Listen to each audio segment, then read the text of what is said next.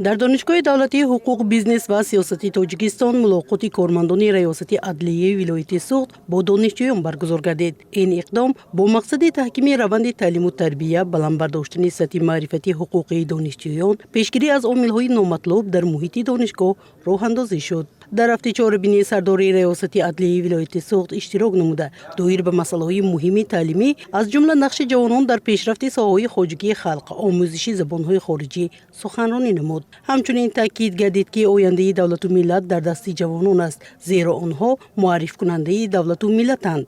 جمهوری تاجیکستان را کشوری جوانان میگویند، زیرا شماری زیادی اهالی مملکت را جوانان تشکیل میکنند. وطن ما توسط جوانان سازنده و آبادکار خود همه ساله رشد نموده به یک دولت مترقی و پیشرفته جهان تبدیل می‌یابد.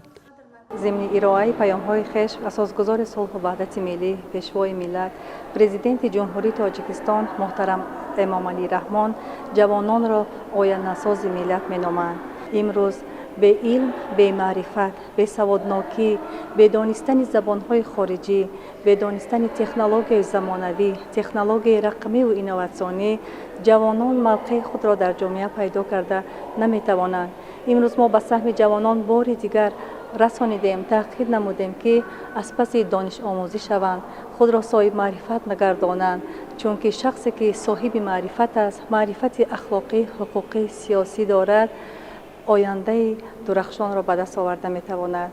اساسگزار صلح و وحدت ملی، پیشوای ملت، پرزیدنت جمهوری تاجیکستان محترم امام علی رحمان به دستگیری جوانان و تامین آنها با جایهای نویکاری در اساس استفاده تکنولوژی‌های اطلاعاتی و کمیونیکاسیونی با دانستن زبان‌های خارجی دقت مخصوص داده پیشنهادهای جوانان را بهر انکشاف وطن عزیزمان دائما دستگیری می‌نمایند و بنیاد شرایط مساعد کار و فعالیت را برای جوانان پیوسته تامین می‌سازند.